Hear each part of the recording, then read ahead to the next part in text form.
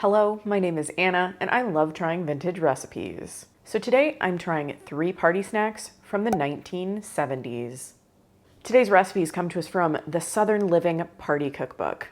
This book was published in 1972, and we'll talk more about it a little bit later. Sometimes you want to have a party, but maybe you don't want to be on the hook for an entire meal. Party snacks to the rescue. You can have a few people over for drinks and just a few little things to nibble on and have some good conversation.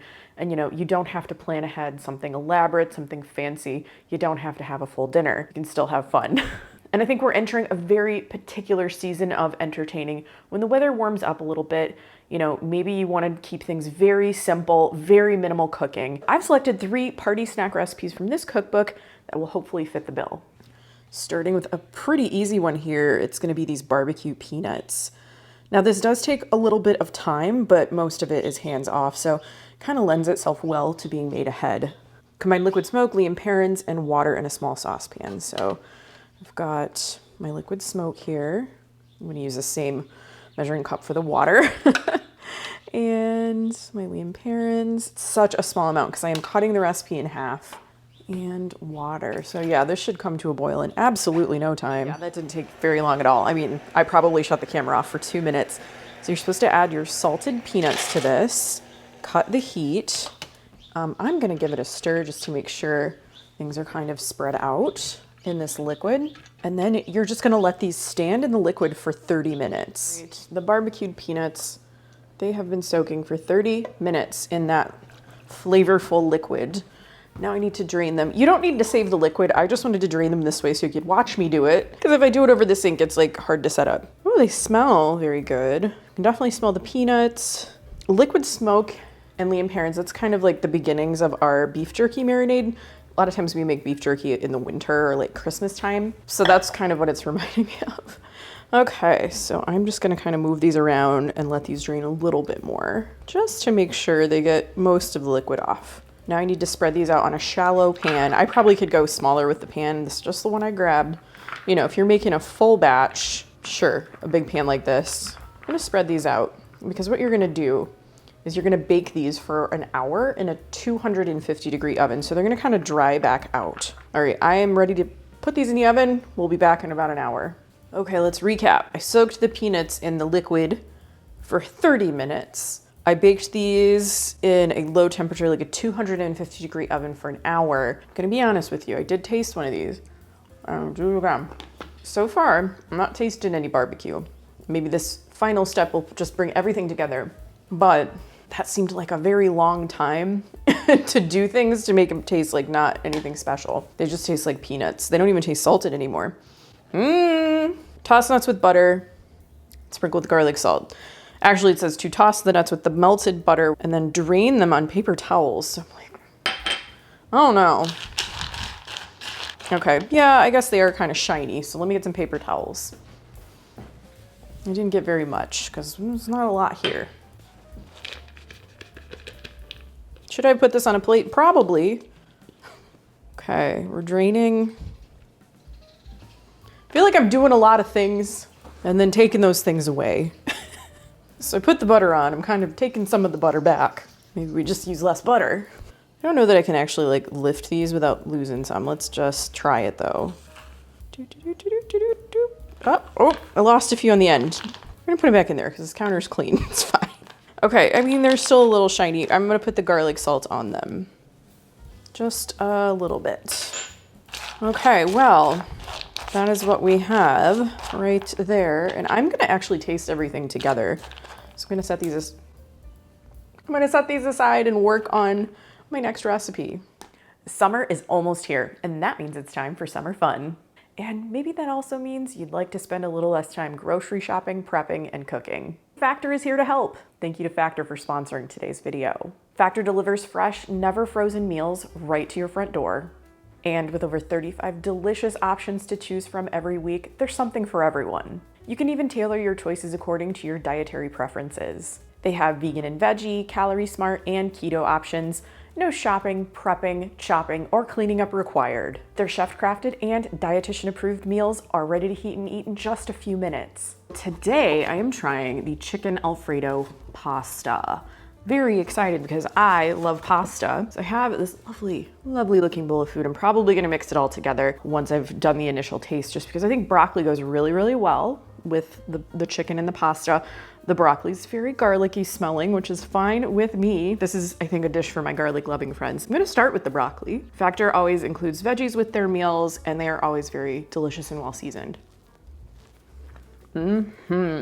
Garlicky, yes, but delicious. I did want to mention, this is like a red lentil pasta. I've had the red lentil pasta in some of their other meals and it's been really delicious. It's not something I usually cook with, but whatever they're using is so good. So I'm gonna get a little pasta, I'm gonna get a little chicken. That hits the spot. It's creamy, it's well seasoned. The chicken, delicious. Even though it's microwaved, I say it nearly every time I try one of their chicken dishes. I don't know how they do it, but their chicken doesn't have like a weird microwave texture.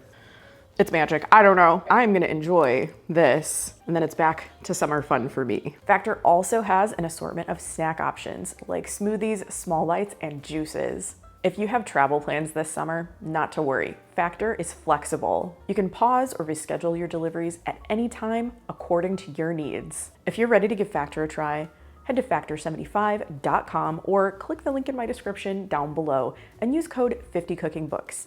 You'll get 50% off your first Factor box plus free shipping. That's code 50cookingbooks at factor75.com for 50% off your first Factor box plus free shipping.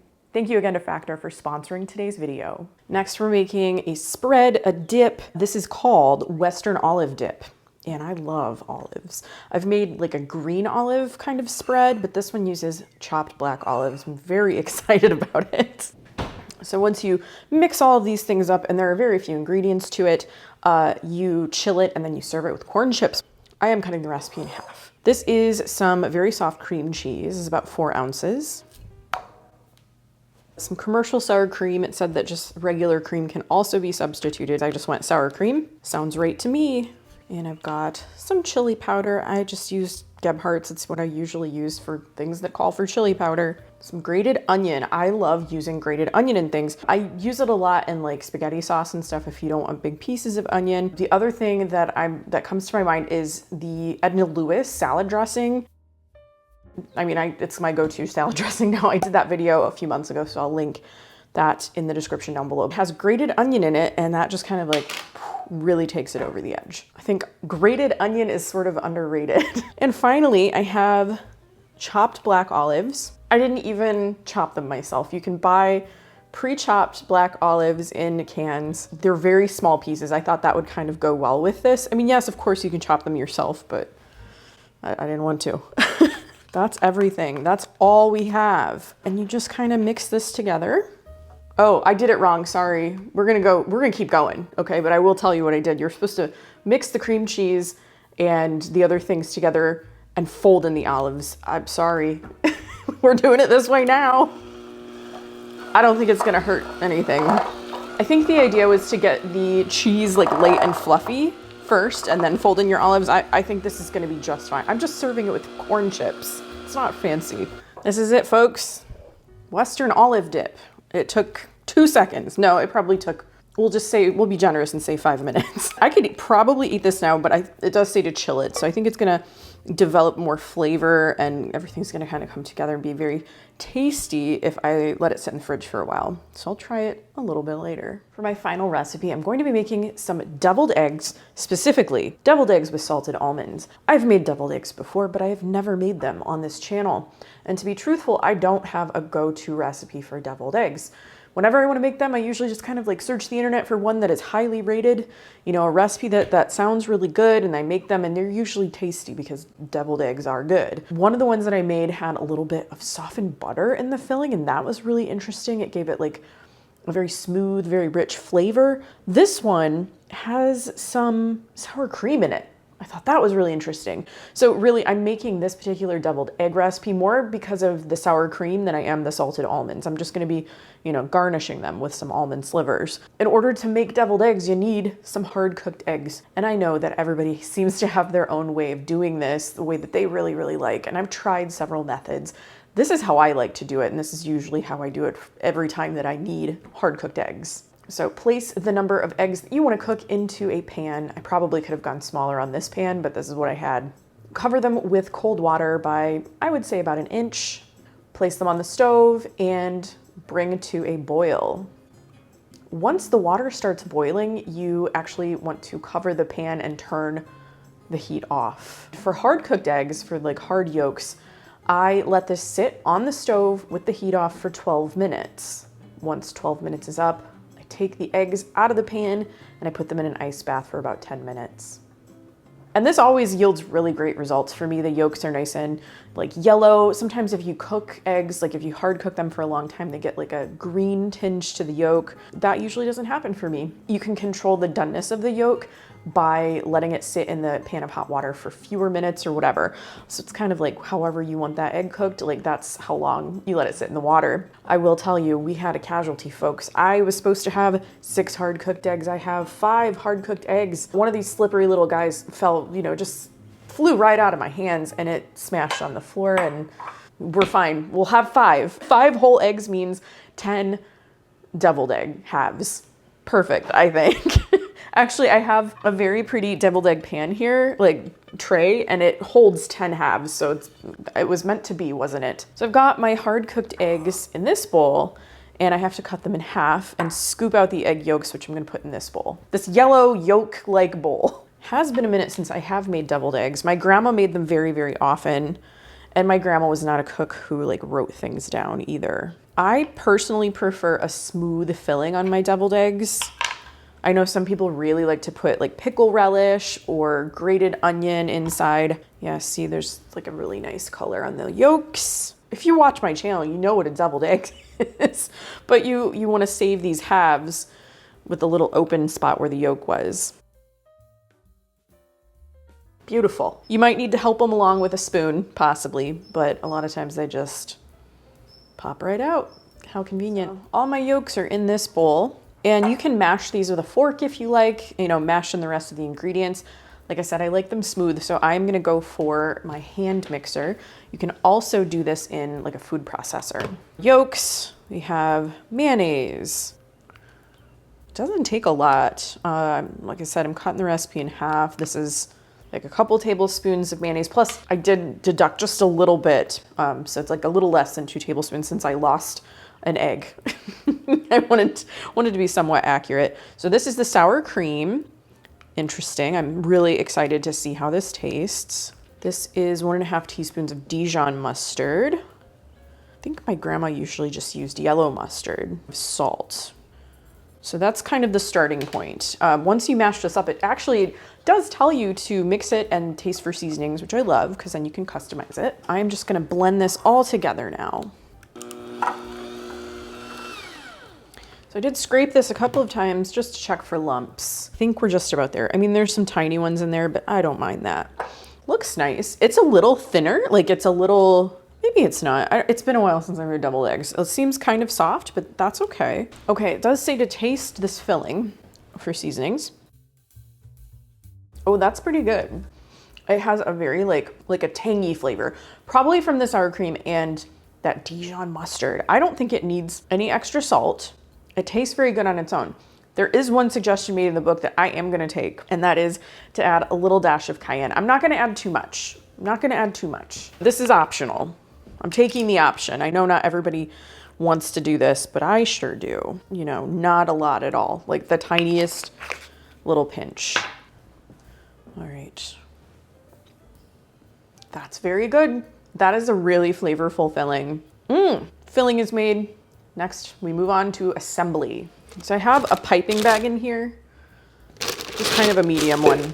And I'm gonna fill this piping bag just the same way that I would if I were icing a cake. This is a little softer than cake icing, so I can kind of scoop it in there a little bit more. And you don't have to do this. You can spoon this in, scoop it in, do what you want. I'm just piping because I feel like it. And you don't even have to use a piping bag. You can use a Ziploc bag, like a plastic bag, get all the filling into the corner of that bag and then snip the corner, and then you can use it as a piping bag.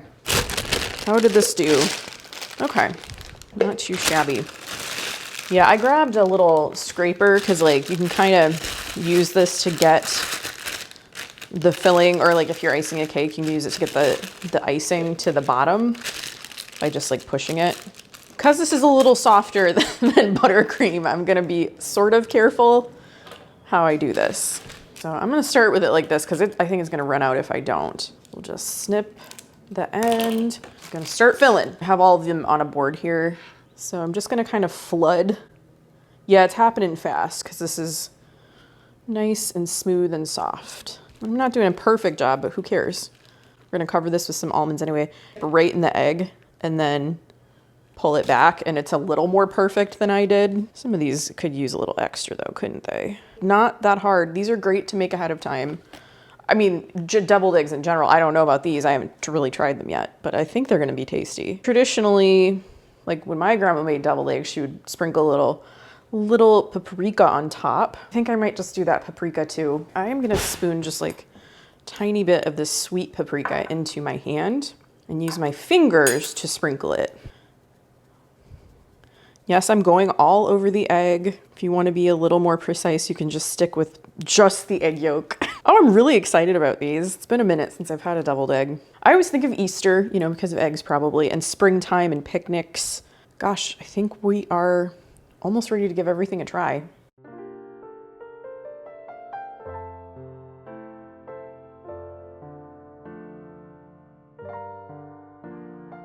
It's done.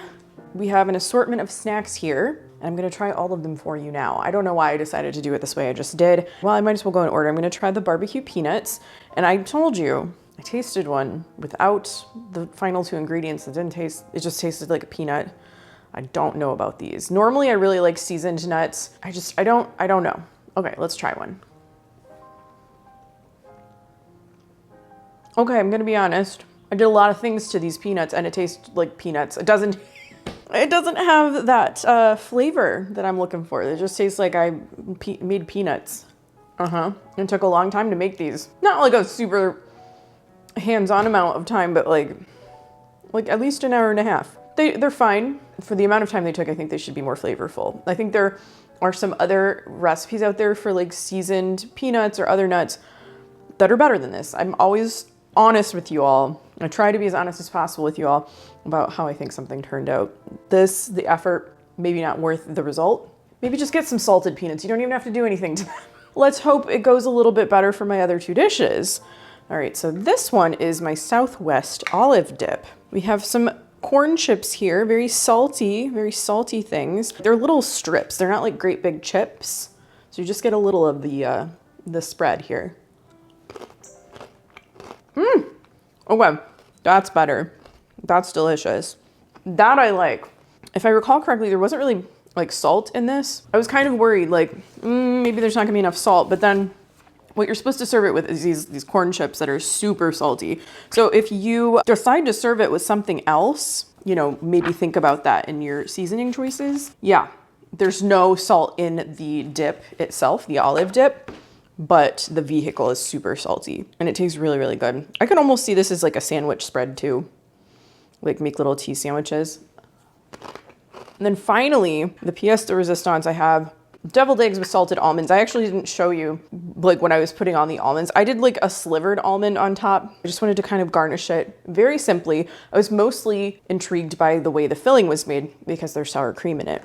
But I'm very excited to try these because who doesn't love a deviled egg? Did your family have the Tupperware deviled egg like tray that you could transport them in? My family definitely did. But I just have this fancy little cute egg tray. I feel like deviled eggs are always kind of slippery, so I just want to be careful and not drop it. Whoa. All right, here we are. That filling is like super flavorful. Okay. It is very different than the deviled eggs I grew up with. It tastes very good, but it's definitely different. That filling that like I'm used to is kind of like milder. This definitely has more of a sharper, like tangy flavor to it, probably because of the sour cream and that Dijon mustard. But they do taste very, very good, whether you put the slivered almond on there or not. So I think this is a pretty good selection of snacks. I would say just get some salted peanuts and call it a day. I probably would not attempt this one again, but these two I really enjoy. They're just a little something different. The Southern Living Party Cookbook was published in 1972. I have covered one other Southern Living cookbook on this channel. I did a full day of meals from one of the Southern Living annual cookbooks in 1982. I believe they didn't start publishing those annual cookbooks until maybe the late 70s, something like that. Southern Living, it's a magazine, so the recipes in here do come from the magazines. It's another situation where the recipes are crowdsourced, so people submit them. And I think that makes a huge difference sometimes when it comes to cookbooks. Not that the other recipe books like aren't tested or anything, but when you're asking people out there to submit recipes, you're gonna get their best stuff. They don't wanna make a poor showing, especially not in Southern Living magazine. A lot of these recipes, they do tend to work, with some exceptions, as we found today. And we'll get into that in a little bit. So Southern Living, let's see, it started in the mid 60s. I don't have like any older Southern Living magazines or anything though. It's not a magazine that I personally grew up with. So I grew up with, you know, your family circles, your Women's Day. And if we were gonna have a regional magazine in our house growing up, it was either Ohio Magazine or sometimes we would get like Midwest Living. So yes, in addition to Southern Living, there is a Midwest Living magazine. It does exist. I'll give you a good look at the cover here. Sorry, this is like a very, like the cover of my copy, it reminds me of like a textbook. You know, it's got a little bit of roughness to it. So there is kind of a glare on it when I hold it up, but it's a little bit weird. I don't know if this is like a library edition or if this is just how the cookbook was, you know, when it was first published. Ooh, we have a couple little bonuses in here too. So this is from a copy of Southern Living magazine. It says, I don't think there's a year. No, November of 1974. So this is a couple years later. Someone clipped some additional recipes to put into the book. And I especially love, because you know I love product packaging. Look at this Laughing Cow cheese ad. I didn't even know Laughing Cow cheese existed in 1974. I have some in my fridge right now.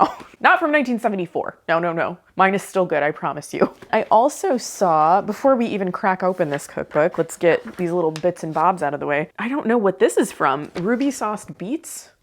Like it's from another magazine, but there's no other kind of like attachment to it. Like the full page isn't in here, so I don't know what magazine this is from. But with that, let's get into it. We do have the occasional photograph in this book, and you can kind of, if you're flipping through, you can kind of see an indicator, like there's a little bit of a change in page color. It doesn't really come through on camera. That's kind of how you know when you're gonna get to a photograph like this one. Oh my gosh, that's fancy. Now that's a fancy meal. This cookbook, it does have a lot of great like snack options in it, but it is an overall party cookbook, so it does have full meals in it too. This is from the dinner parties chapter. And in addition to recipes, man, I mean, this has like everything that you could probably need to throw a party, including like how to issue the invitations, dispensing Southern hospitality. This is the format for, I probably would send an evite or a text, but this is if you're gonna do it the right way, or, you know, the socially acceptable way, you know, maybe this would be how you do it. I don't know if I've ever in my adult life written a party invitation. Some of you probably think that's gauche, but that's just who I am. My goodness, will you look at this garden? Oh, look at that. Wow, that is beautiful. By the looks of it, it looks like they're having a tea. Oh my gosh.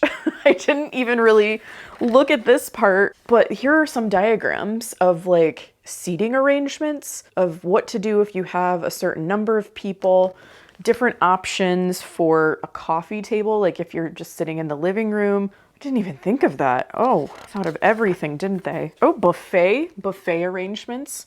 I like buffet parties. Usually, so our big thing every year is we host a Friendsgiving party in our home, and it's buffet style. So it's a little bit of a potluck. You know, we make the main dish. Usually I make a turkey and maybe a couple side dishes, and then everybody brings something and it's wonderful. But we don't do it family style. Most of the time it is buffet style, which I kind of like a little bit better. It leaves more space at the table for seating. But often growing up, like when we would have meals at my grandparents' house, that would be family style, like Sunday meals. The whole first 40 pages or so is just like party guidance, I guess you could call it. Decorating the table, setting the table, conversation. You're gonna tell me what to talk about too? What is pleasant and accepted conversation? If conversation lags, it is the host's responsibility to get it going again. Ooh, it's good to have a few subjects in mind to bring up For deadly lulls. I can't believe it says that. I love it. Those deadly lulls. Sounds like something that Anne of Green Gables would say. So we've got the first chapter is cocktail parties and cocktail suppers. And that's kind of like what I'm going for. It's not a full meal. I mean, although they have cocktail suppers in here, so I guess that indicates a full meal, but I went with more like just little bits and bobs. Whenever I hear like cocktail suppers, if I hear the word supper, I always think candlelight supper. So if you're from the United States and you were a PBS watcher, there is a good chance that your PBS station carried some British television shows, including possibly Keeping Up Appearances with Hyacinth Bouquet. That was the main character, and she was a very fancy lady, and she was always trying to convince people of her fanciness. And she talked constantly about these candlelight suppers that she wanted to give. And that's kind of like what I think about her candlelight suppers with her Royal Doulton china with the hand-painted periwinkles. Actually, I have a book. Sorry, we have another like little tangent for another book break, but this is my Keeping Up Appearances book. My parents got it for me at a library sale. That's Hyacinth Bouquet. I do wonder what she would think of this book. Would she think that it is proper and correct? I'm not sure. But in addition to cocktail parties, they have chapters on dinner parties, holiday dinners. That's a big one. Look at that spread. My gosh. I think there was like a picnic section. There is a chapter in here called Southern Restaurant Menus. So they have some dishes from some famous Southern restaurants. And I always like to see things like that in cookbooks because it's interesting to go back and check and see, like, are these restaurants still around, or do their dishes mostly live on through these recipes? There's a cookout chapter. That looks fun. That looks kind of like appropriate for this time of year too.